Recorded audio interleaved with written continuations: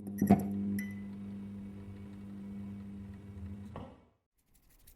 is up? What is up? What is up? What is up? What is up? What is up? What is up, Grocknation? Welcome back to the arcade this evening for another video in Grockstar ASMR. I hope everyone's doing well. I haven't talked to you guys face to face in quite some time. I don't know if you guys watched my Game of Thrones read-through book, but I kind of explained that I actually had a stomach ulcer last week, which was pretty goddamn awful. It's changed my diet, and I've been on medication for it. And yeah, it was a lifestyle change for sure. But needless to say, I could barely get out of bed for 3 days, and then I went back to work, so I really didn't have time to make the content I want to make, including this video. I'm kind of curious to see how you guys will take it tonight. It's kind of a different viewpoint, and I think you guys might enjoy this.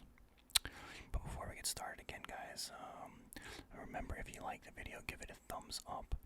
And if you're new to the channel and you like this kind of ASMR flavor, we have many flavors in here. Make sure to hit that subscribe button. With that being said, let's get into this video.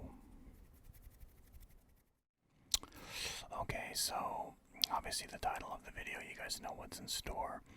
We're going to be talking about alternate timelines. Something that is brought up quite a bit in Hollywood these days, especially in the superhero genre, if you will. Alternate timelines. There's been studies from scientists over the years that suggest there are different realities, and we're living in one of them. Different timelines in space, which means somewhere out there in a different timeline, there's a different version of you completely living a different kind of life. And in this video, we're going to discuss lifestyle, or not lifestyle changes, but life choices that you have made that potentially put you on this this track of this timeline, in this timeline, we should say. So everybody, every single person in this world that isn't under the guardianship of a parent or a guarantor. Is a guarantor? Guarantor is what you get to sign your passport to someone that knows you. Maybe that's not the right word. A guardian, that's the word I'm looking for.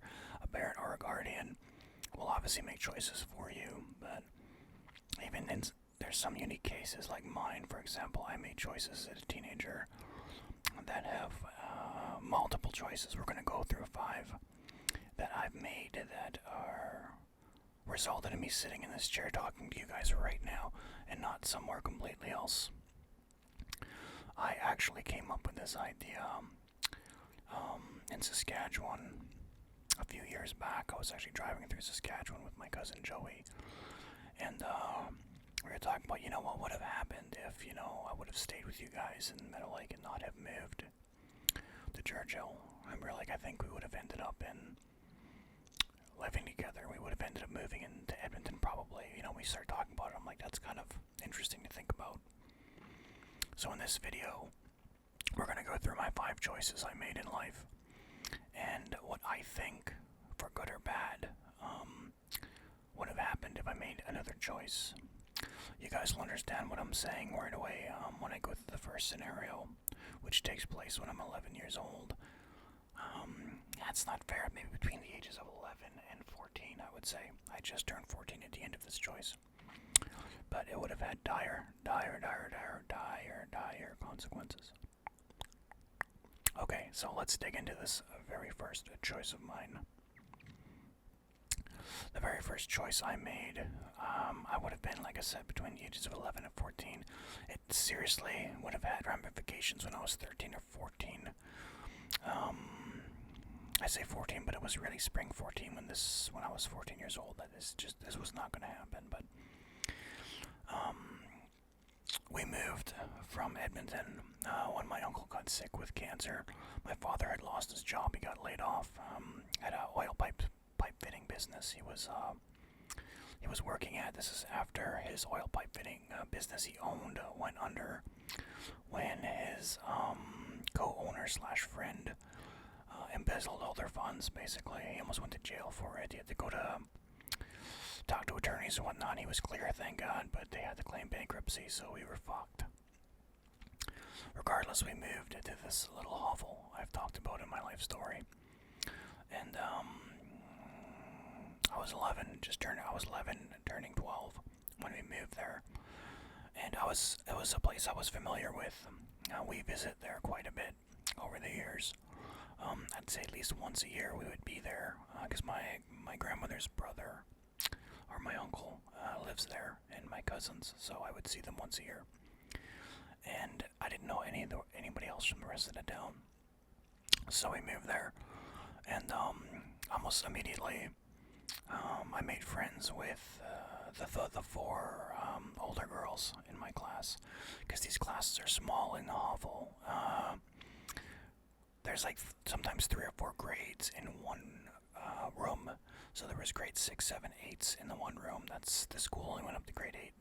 Grade 9 you had to take a bus to a nearby town for high school, but regardless, I made friends with the older girls, one of which is my cousin Crystal, my uncle's daughter, who I already knew my whole life.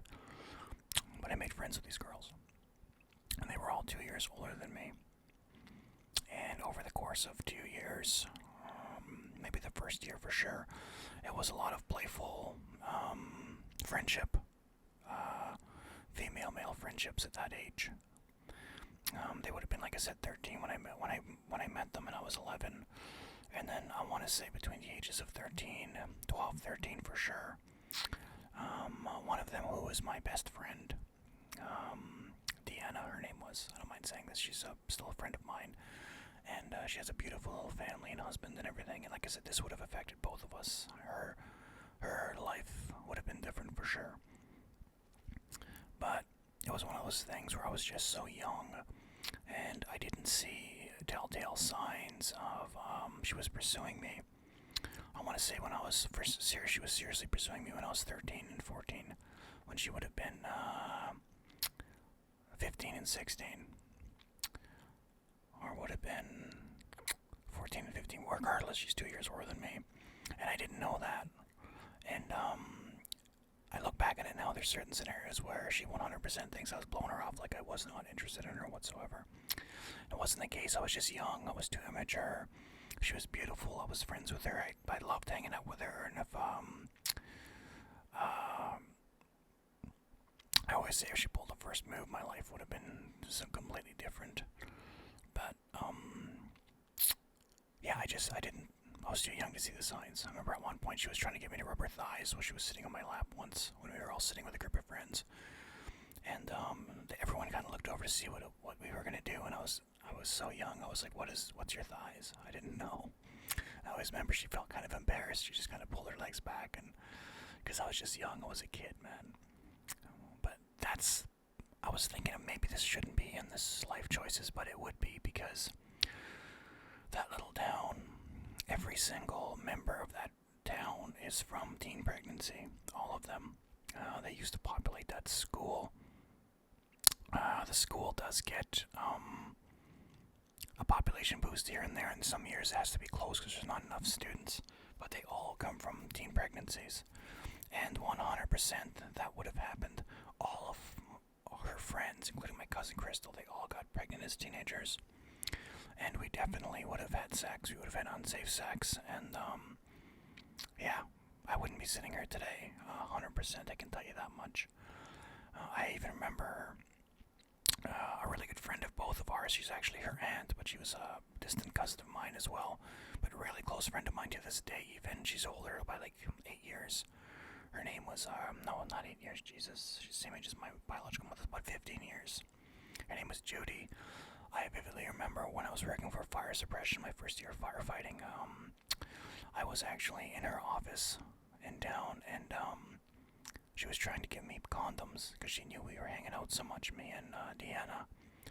And I was laughing, like, what would I do with these? Like, why would I need these? Like, I was so oblivious, you guys. So that's the first one. Now we're gonna go over where I think my life would have been if I would have gone down that route. Because every scenario I'm giving you would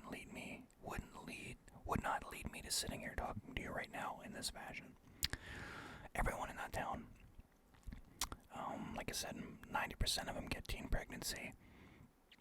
They get a house from town council, or they move in with the parents.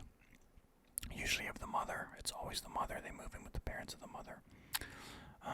If they're separated in this case, and this is exactly what happened in her case, I would have ended up moving in with her mother, and they would help raise the kid. Until, obviously, we know my mother died. She would have died 4 years later. In which case, my biological father would have moved, like he actually did. And me and her would have moved into that house, is what would have happened. My old house, the cabin house. And from there, who knows what would happen, whether we would have stuck together or not. The bottom line is we would have been in that town. I'd probably still be living in that town. If I went down the same path she went to with her eventual husband now, we would have ended up getting married, having more kids.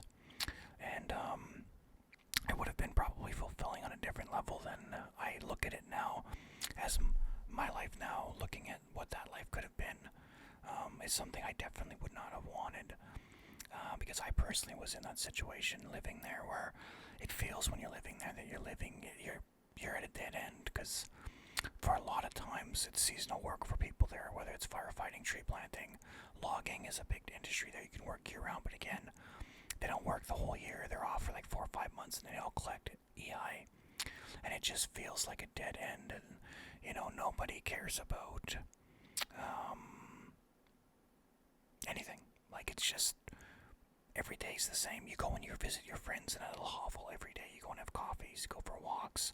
Weekends you get drinks, and you don't care about the outside world. And it's just a life me right now in this timeline looking at it, I would not want. But like I said, it would probably be fulfilling. I'd have a couple kids, for sure, at least 2 or 3 kids probably. And yeah, I would have probably had scenarios in that timeline where I'm thinking, oh, I wonder how life would be different if, kind of deal. Which brings me to another situation or another idea for videos, if this one takes off. I might do another one called What Ifs, and all the scenarios in my life that happened, such as my mother dying. What if she didn't die? What if she was never sick? What if my uncle wasn't sick and we never had to leave Edmonton? So, a scenario like that, but this is your idea, or my idea for my first life choice. It happened when I was, like I said, 11 to 13. The next choice I'm doing is actually another one I made as a teenager that forced my parents' hands, and again, it's another one of those, if I hadn't done it, things would be totally different right now. So let's get into that next scenario. Okay, so the next scenario would happen when I was 15. And I've discussed this in the stories of my life. When I was 14, 15, in that town, I told you guys, because I'd come from a city prior, and I'd seen life outside of that town. It really started to wear on me in that little, I call it town, it's a hovel, guys. It's 200 people, max. It's always over 100, just under 200 people. I just started getting really bored and depressed, and thinking, even then, as a 14, 15-year-old, I'm like, man, my teenage years are just wasting. Like, I should be out having fun and getting girlfriends and going to parties on a weekend, and it just was not happening there. You're stuck in a little hovel with the same people you see every single day, and all the girls are either related to you or they're too young. The older ones, like in his case, my friend Deanna, my cousin Crystal, all of those, that group of girls, they're all shacked up now. They all got, basically what would turn out to be their husbands, and they have kids and shit now as teenagers. So that wasn't a situation I wanted to be in. And again, like, I would have to be like them now, looking at girls 2 years younger than me, which I was not going to do. Even back then, I was like, I have some principles. Something some of them there did not, by the way. But, So a time came when my uncle offered me to move with him to Meadow Lake, the town of Meadow Lake, which is an hour away from that hovel, and a little taste of civilization. And just the idea of living there and going to high school there and, seeing new people and girls that I'm not related to I could potentially date. All of that was too appealing for me. And I remember telling my mother, my grandmother that raised me, as you guys know in this channel, I'm moving with him. I'm leaving you guys. And I remember she was so devastated. She was crying and moaning about it. It made me feel real bad. Normally I would buckle, but I'm like, I can't, man. And again, like you guys know, she was sick, so I'm like, this feels so shitty because I don't know how much longer she's going to be in my life. I would like to be with her right to the end, but I can't live in this town anymore. So I moved, and I lived in town with my uncle while attending school. And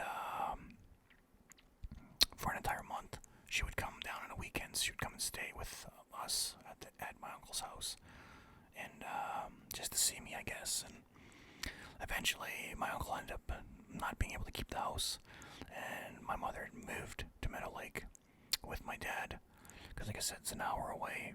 And my dad, because he works in a camp anyway, he was a logger. He just would drive an hour to camp and then drive an hour back home, and the house in the town of Colbay or hovel of Colbay would just be a cabin, which it really was anyway. So that was it. I forced the hand. I made them move and leave that place. Now this scenario here, this alternate timeline, is what if I didn't do that? What if I stuck it out and just stayed there miserable? What would have happened? Well, I really don't see any scenario unless at that point I wasn't as depressed as I was, and I was just accepting of staying there, where I would want to stay there. I just don't see it. Let's just say, for the sake of argument, that I did like staying there and I did like that type of life. Well, then I just wouldn't have never left. I would have left maybe in my 20s, long after she had passed away. I would have lived in that cabin after my father moved away. Probably just lived a young party guy lifestyle there, which a lot of the young guys did do there at the time. Again, where I would have found a girl around there and started a family. Who knows? Would have been fighting fires in the summertime until I was in my 30s, collecting EI in the winter and just waiting for welfare and EI at the end of every month. Would I be happy? I can say in that scenario I can't say in that scenario I would be happy. The other scenario I gave you, I would have had a couple kids with a woman potentially I was in love with that I'm married to now. In this one, I don't know. I just know that I'd probably still be in that town if I liked staying in that town, because a lot of them they're still there. But like I said, I don't see myself. If I would have stayed, I would have been miserable. It's likely what would have happened. And when she died, I would have moved with my aunt again, like I did in this timeline. But it wouldn't have led to me sitting here, though. And that's going to be our next big life choice. This one's pretty big. I would say probably one of the biggest. And this one took place when I was 16 years old. When I was 16 years old in Meadow Lake, I was a member of the AAA hardball team there. I was trying out for basketball, the senior basketball team that spring. And, I was just loving life. Like I said, I've talked about this throughout my life. I had so many flirtationships. I actually shot myself in the foot a few times with 2 girls at once.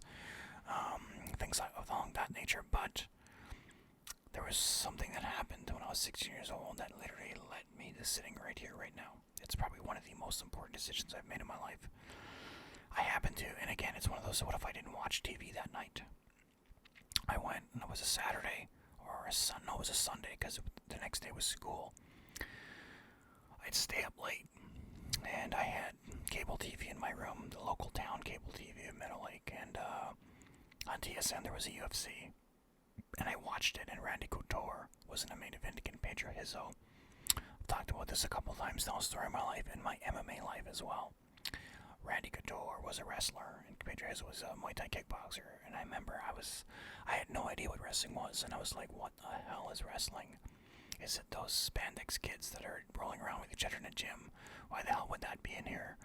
And then I watched it, and it made sense. He took him down over and over again, and he beat him up, and I'm like, that really would work, because your whole discipline would be obviously not in a sport wrestling, but in this scenario of mixed martial arts. So I signed up for wrestling the very next day, that Monday. One of my drama teachers, Mr. McCormick, was one of the wrestling coaches. He was so excited when I joined. Initially, I thought I had to be, because I didn't know anything about it, I thought I had to be like 200 pounds, ripped and shredded, and he was like, no, there's weight classes. It goes from 125 all the way up to 205 or whatever, and I think at the time I was like 155. Just crazy, considering I'm like 240 right now. But yeah, so I signed up, and that decision, like I said, it led me here. It led me to joining the wrestling team in Thompson, which put me in connection with the guy that I would end up teaching mixed martial arts with. He was one of the coaches, and his best friend was the HR person at the mine I work at now, and he's one of the people I reached out to, and vice versa. I told you guys that the superintendent of my mine was one of the fathers of a girl that I was friends with on that wrestling team, and I got to know him without knowing he was a superintendent, not caring, because I never anticipated him working at that mine. But all that one decision I made when I was 16 years old set me up for where I'm at now. I'm 39 years old, and I'm a little less than 12 years away from a pension, a 30-year pension, which is fucking crazy for a really, really good pension. Yeah, and it's because of that one choice. Now again, we're going to do a scenario where I didn't join that team. Maybe that night I didn't turn on the TV and watch TSN, and I just continued going on my life, playing baseball, playing basketball, just forgetting all of it. What would have happened? Well, I wouldn't have, when I moved, if everything happened the way it did, and I ended up moving to Thompson, I would have ended up leaving Thompson. 3 months later, as I said, my aunt kicked me out. I would have had nowhere to go. I would have taken that bus ride to Brandon, Manitoba to live with my uncle, and God knows where I would have ended up then. I think I would have ended up back in Saskatchewan with my aunt and my cousin Joey and all of them, but who knows where my life would be now. There's no one, you can't say. All I can say for sure is I would have ended up in Brandon initially. From taking her bus ticket, she left me. I wouldn't have been here. I wouldn't have got the job at the mine. I wouldn't have met my wife. None of that would have happened. So that, out of these 5, that's probably the biggest timeline manipulation, I guess you could say, or a drift of a timeline. Like, I'm going way up here now. Some timelines, like I said, I'm going to talk about, like they say it's like one on top of the other, then you drift off, right? That one's way super different life. Okay, so the third big decision was in the fallout of my mother dying. This one's almost as big as the wrestling one, because if I said no, the wrestling wouldn't have mattered ever. My aunt told me after my mother died that I could move with her to Churchill and save money, get a job, save money for college, all that bullshit. We all know it was bullshit regardless. She sweet-talked me enough that I did it, though. And obviously, in this scenario, I took the alternate route, which was I could have stayed in Meadow Lake and lived with my aunt, Arlene, and all of my cousins, and we were poor, collecting welfare. I would have still went to school, had all my friends, my little girlfriend I had, all of that would have still went on.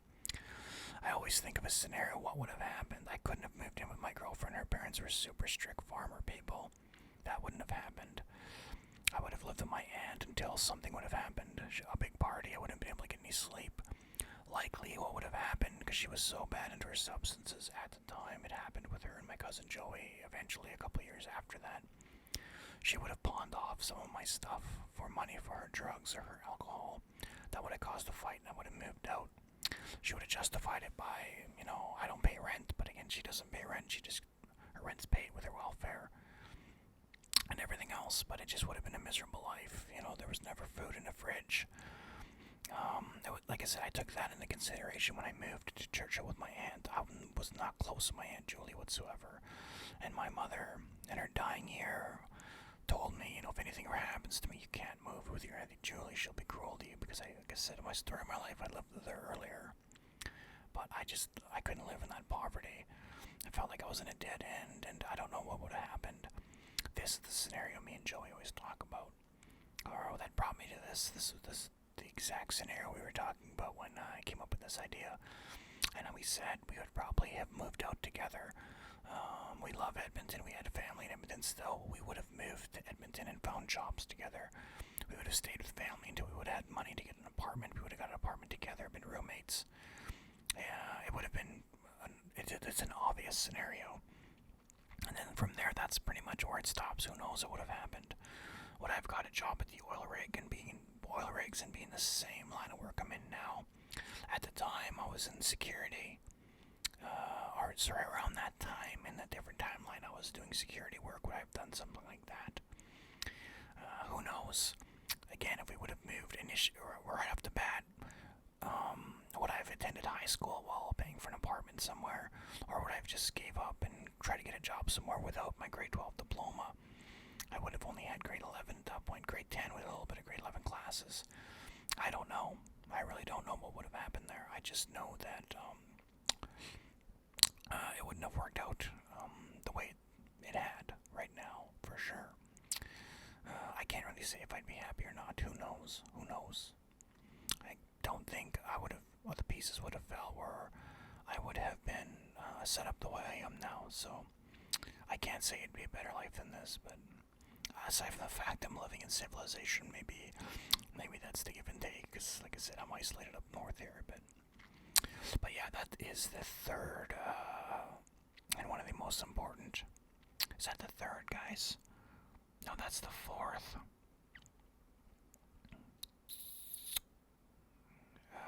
Yeah, that's the fourth. Maybe you had 6. I'm not sure.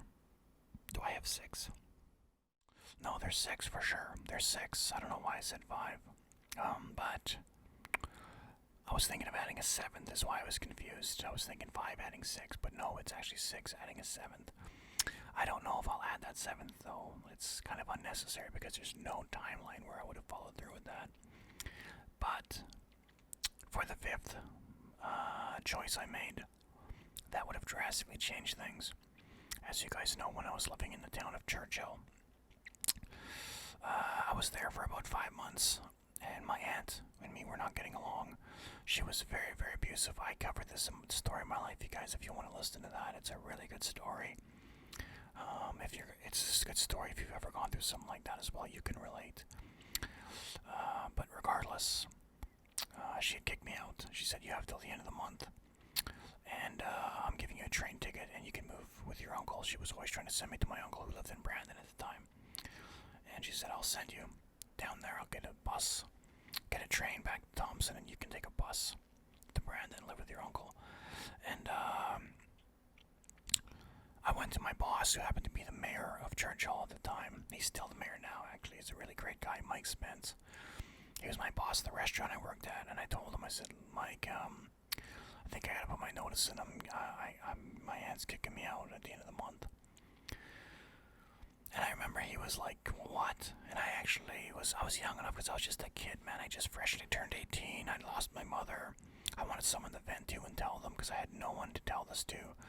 I didn't even know my Auntie Arlene's number to vent to her about it. And I told them, I broke down in tears and told him and his wife what was going on at my aunt's. And he told me, he says, look, maybe you shouldn't live there anyway, but I need you for bear season. Bear season was coming up. He said, I'll put you up in my house. You can live in my basement. I got a spare room. His daughter lives down there. His daughter was a sweet little 14-year-old. She was actually a co-worker of mine at that restaurant. And he's like, you can move in with us and finish the school year and then try to get your own place or move away in the summer. It's up to you. He said, but you can stay there and finish the school year. And I'll only charge you $200 a month for rent. He said, not. She was charging me $450 a month. Crazy, crazy bitch. But anyway,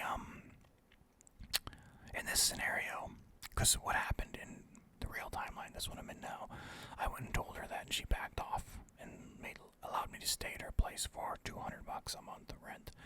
She's telling me that she was doing it for my own good so I get used to paying high rent. Anyway, we all know that she was giving it to her son for an allowance, her shit son. But in this scenario, I actually stayed in Churchill with Mike, because she would end up leaving 3 months later. So I move in with him. She throws me out. Or I decide just to stay with him because that was the situation. She was like, well, you can stay here, you don't have to go there. And I stayed with him. I stayed with her. She would have moved because we moved 3 months later. I would have stayed. Would I have made a life there? I don't know. I don't think so. I think I would have trained out of there that summer when school was over.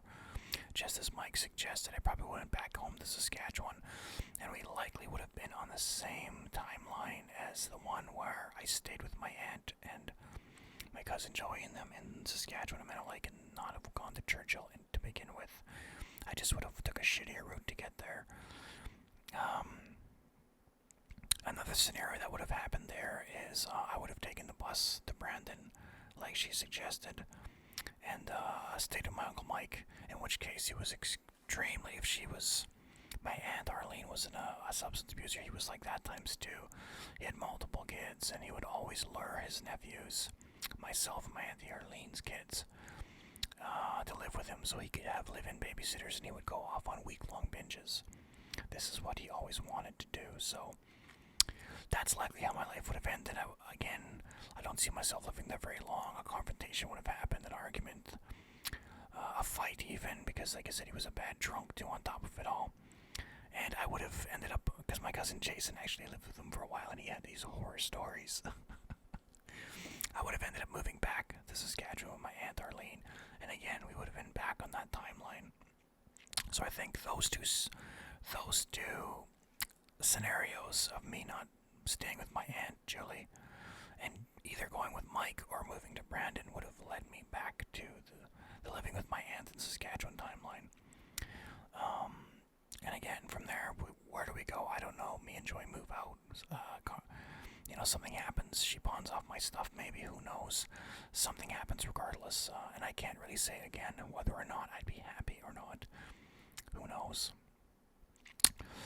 So the next scenario, our sixth scenario, I think I'll tell you guys the seventh one is after, just to let you know there's no way. But the sixth scenario is when I was in Thompson on the wrestling team, again, living with my aunt for 3 months in Thompson after we moved here in September of 04. In January 05, I discussed this again, story of my life. Again, she wanted me out. She gave me a deadline, end of the month, and we agreed. The first week of January, when provincial exams are over, I'll leave. That basically means I pass all my credits for the first half of the semester. And she agreed, and of course I told you guys, she dropped this bomb. Nothing changed, we barely spoke that month. But the day before the week of exams, she had a suitcase with a note on my bed when I got home from work. And it said, I'm driving you to the bus station tomorrow afternoon. Oh no, Tuesday morning is what it was. And you're moving with your uncle. I have a bus ticket for you to go to Brandon. I can't have you living here anymore, she said, otherwise we'll end up hating each other. I always remember she said that in a note. I'm like, you fucking psycho. You're gonna make me fail. Grade 11, what the hell's the matter with you? So, in that scenario, like I said, I went to my wrestling team, and I ended up moving in with the one out of the three, the only one that wasn't a wrestling coach. He was a judo martial artist, and this is the guy I would end up doing mixed martial arts with and getting really close with. But at the time, I really did not like him as the wrestling coach. We had the two amazing wrestlers. We had a national champion wrestler and a world junior bronze medalist. No bullshit. As our wrestling coaches, they were great guys. And that guy was always hurting the kids. He was always hurting the kids he had to work with, which were really the overweight kids. He was always hurting them. They were always crying. I just didn't like him. He was arrogant. He would always talk to you with his arms crossed. He's still like that to this day, by the way. But I ended up moving in with him. And obviously, like I said, his best friend was the HR person at the mine, who's the first one I reached out to when I got to get a job there. And like I said, the superintendent was my friend's father. And, that HR person put it in his ear. I wanted to get hired on there, and he was calling me immediately. So All of those scenarios led me to getting a job at the mine and running mixed martial arts with that guy, which would end up in a scenario where this scenario, I met my wife, my, would-be wife now, and everything led to where I'm at right now because of that choice. In this scenario, we don't do that. We moved to Brandon with my uncle, and it's the exact same scenario play out as it would have been with the Churchill one. It wouldn't have lasted long. I would have moved back to my aunt in Saskatchewan, and then we're back on the Saskatchewan timeline. That is the most likeliest timeline. This is why I really think the what if video I'm thinking of doing for you guys will be so much more fun, because there's so much different outcomes that would have happened if the what if, or if these what ifs would have happened. But for these timelines, a lot of them lead back to the same place. Well, not a lot of them, but 3 of them do. So that's what would have happened for sure if I would have went down to Brandon. So this last one, and like I said, I really don't want to put it as one, because there's no scenario where on any plane or any alternate reality version of me, Randy, there's no way as a 20-year-old I would have pursued a 15-year-old girl. And we know this because, like I said, when I was 15, all the guys in that town were going after 13-year-olds and the 14-year-olds. Maybe not 14, but the 13 and 12-year-olds. And we were all 14 and 14, 15. And I'm like, gross, guys. Those are little kids. So, yes, there's no scenario when I'm 20 years old I pursue a 15-year-old. But this is what happened. And again, I talk about it in my MMA life. When we opened up the club in 2006, there was 3 young girls that joined, and we were all all of us we all knew each other. We were all in shape men that were all friends pretty much. Even the ones that joined, they joined with friends. It was nice. And then there was these 3 teenage girls, and right away they were annoying. You could tell they were really young. They were immature, and we wanted to get rid of them. And like I said, in one scenario there was this one who's a really, really, really good little friend of my wife and me. And her name was Melissa. I don't mind naming her because it's nothing too embarrassing. She was just a kid. But I remember once I was going to work with them because they were just always fooling around, and we were debating. We were going to throw them out the next week. By that, it means it was the end of the month. And we were just going to tell them come back next year because we thought they were too young. They were. They were all freshly 15 years old. And I said, okay, well, let me just work with them and see if, maybe they'll take it a little more serious if they see. I've always been that way with teaching people when I teach mixed martial arts, and I've had people tell me that. I will go out of my way to make a little bit extra effort. See, I feel that you understand something, because I want you to know that whether this is for you or not, it's not from a lack of training from us kind of deal. We want to see what your full potential is. So I worked with them for a class. Oh, I wouldn't even say a whole class, because like I said, there's a scenario where we were trying to do guard work. I talked about this in my MMA story, or my MMA life story. And I was trying to show them guard posture. And guard in Brazilian Jiu-Jitsu is, like I said, the defensive position off your back. Essentially, if you're on the bottom, you're wrapping your legs around a person on top. Like I always say, it's like the missionary sex position, pretty much, is what it is. And it's a super, super defensive / offensive if you're a really good jiu-jitsu player. Position to be in. It's a very dangerous position to be on top. But regardless, I was trying to teach them how to posture this. And with the females, I always ask, and I always tell my other trainers, always, I've never had them say no, because it's a very physical sport. Ask them if you can demonstrate, because you have to touch them and get in these positions with them. And of course, they were like, yeah, no, go ahead. So I was trying to show her friend, not actually her, and I was showing her, I was on top, and I had her, Melissa, in the guard.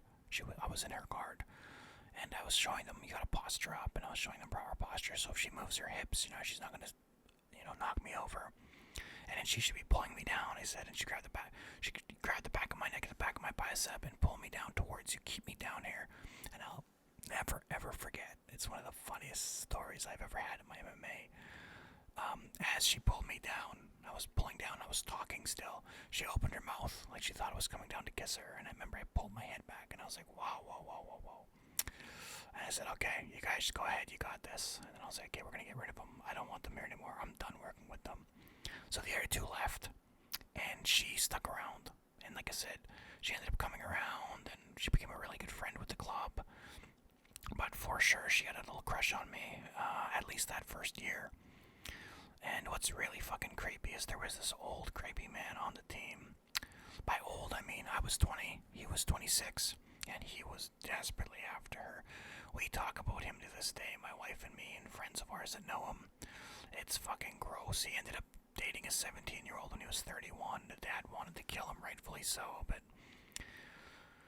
yeah, in that scenario, hypothetically, because it would never happen, I pursued her and I dated her.